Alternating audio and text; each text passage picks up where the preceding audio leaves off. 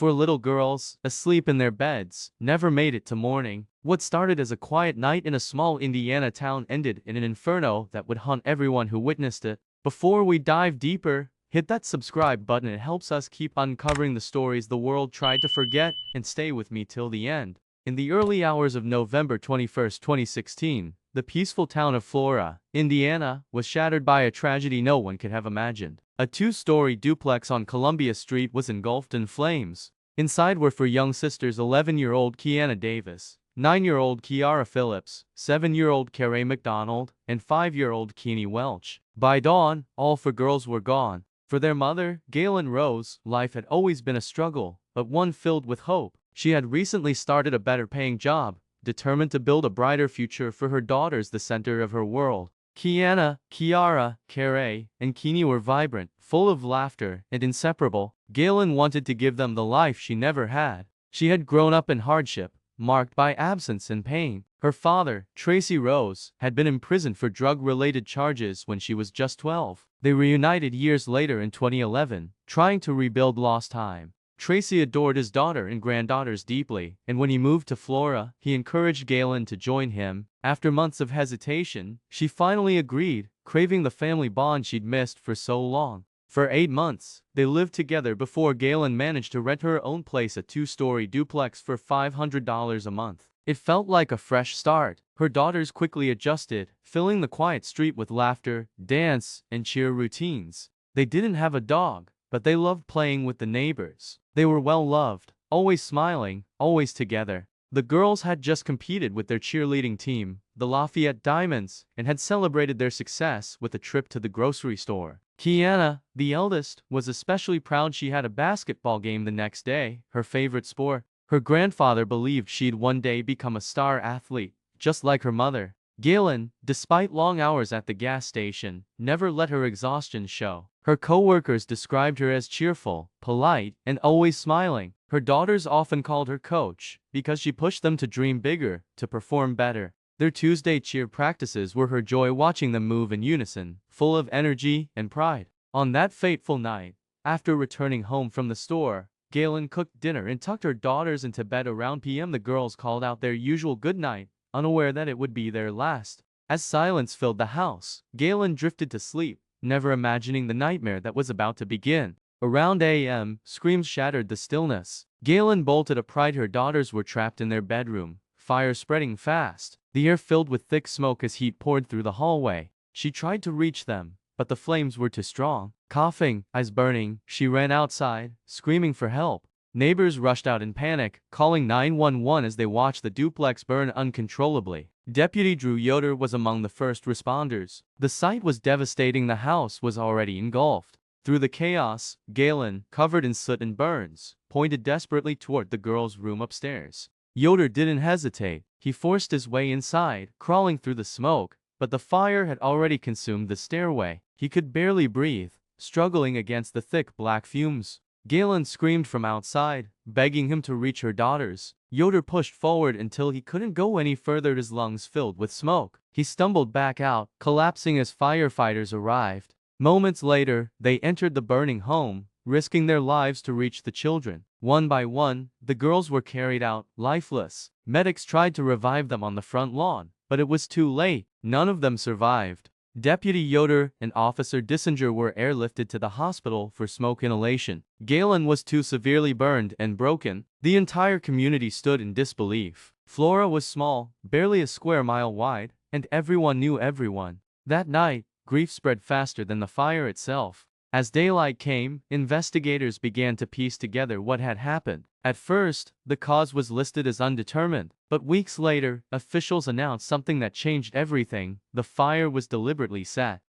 Accelerants were found in the home, suggesting arson. The town's sorrow quickly turned to anger and suspicion. People whispered about who could have done such a thing. Reports conflicted, and confusion grew. Some said accelerants were found throughout the house, others said only in one area. Even investigators couldn't seem to agree. Then came another twist. The lead fire investigator, Dennis Randall, abruptly resigned without explanation. What made it worse was who he worked under: Joshua Ayers, the Flora Town Council president, and Galen's landlord. Randall's departure raised questions no one could ignore. Why step away in the middle of one of the state's most heartbreaking cases? And would his exit slow down justice for the four sisters? Months passed, then years. Yet no arrests were made. State Police Superintendent Doug Carter confirmed it was arson. Someone had set that house ablaze, but no one had been charged. The case was still open, and the pain still raw. Despite the silence, investigators continued searching, traveling across states to chase leads, but the answers always seemed just out of reach. Meanwhile, rumors spread, and speculation took root, some turning toward Galen herself.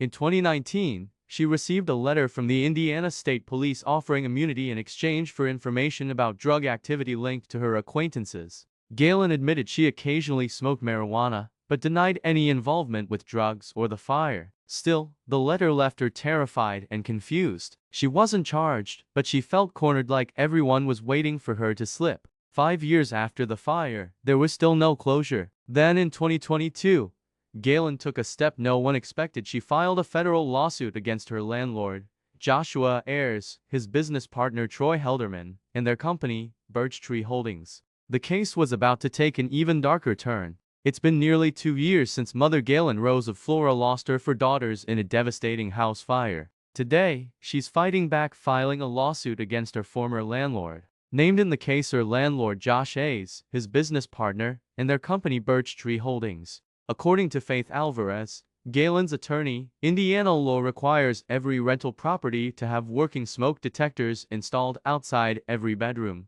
But the apartment Galen rented had none. The smoke detector was right by their door, Galen recalled. Right up the stairs, right there. There was one in the kitchen, but nothing on it. She had complained to her landlord multiple times about the missing detectors and faulty electrical outlets, but her warnings were ignored. When firefighters later entered the charred remains of the home, they found only one smoke detector, and it had no batteries inside. The lawsuit claims Birch Tree Holdings and the landlords were responsible for the absence of functional safety devices, a failure that cost 4 innocent lives. To uncover the truth, Galen hired Mike Vergan, a former ATF fire investigator with more than 15 years of experience. He visited the house 3 times over 6 months, carefully examining the evidence before releasing his report. Vergan found a single smoke detector without a battery. He searched through the fire debris in the backyard, but found no other detectors. His investigation focused on the kitchen and back porch area.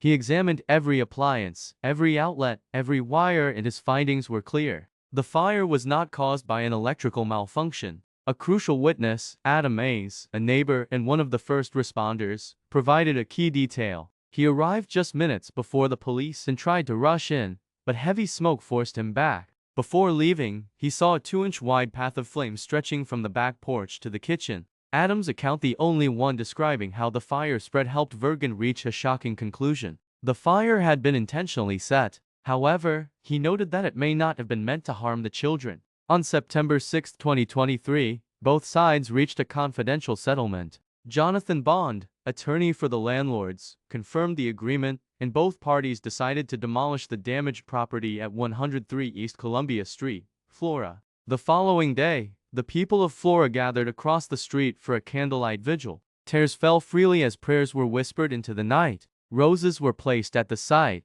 The cheer team lit candles. Stuffed animals, balloons, and posters filled the small yard, all for the 4 little sisters whose laughter once echoed through those walls. Coach Ollie Sheets, who had trained the girls, remembered their never-ending smiles. Librarian Jen Brost called the tragedy surreal. Her daughter, Liz, a Girl Scout, remembered Kiana for her joyful spirit. Next-door neighbor Mrs. Fox said she suffered breathing problems from the smoke that night. She and her husband woke up choking, realizing it wasn't a dream, it was smoke. They rushed out, helpless, as flames consumed the house. Her brother almost went in to help but stopped when emergency responders arrived. Across the street, Cassandra Hammond, who owned a small business nearby, said the fire shook the whole community. And Eve Gibson, another Flora resident, voiced what many feared, that the truth was being hidden. "It's too small of a town," she said through tears. "Somebody knows. We're praying every day that they get caught. Even if I'm gone, I hope justice finds them."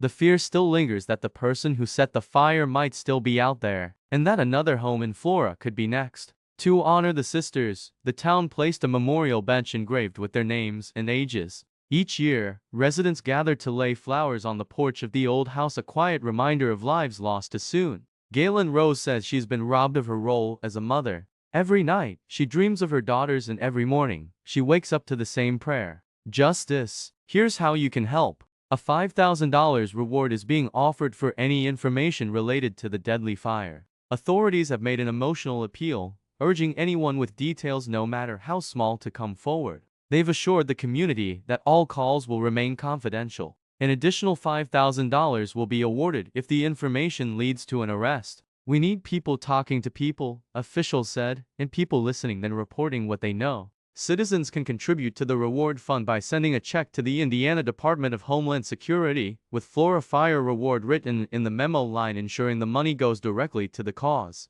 Galen Rose has since relocated to California, hoping to heal. But the memory of her four daughters, their laughter, their dreams still burns deep within her heart. What do you think happened that night? Was it arson, or a tragic accident that was never meant to happen? Share your thoughts in the comments below. And if you found this case as chilling and heartbreaking as I did, make sure to like, comment, and subscribe for more true crime stories. Stay safe, everyone, and remember, the truth is often stranger than fiction.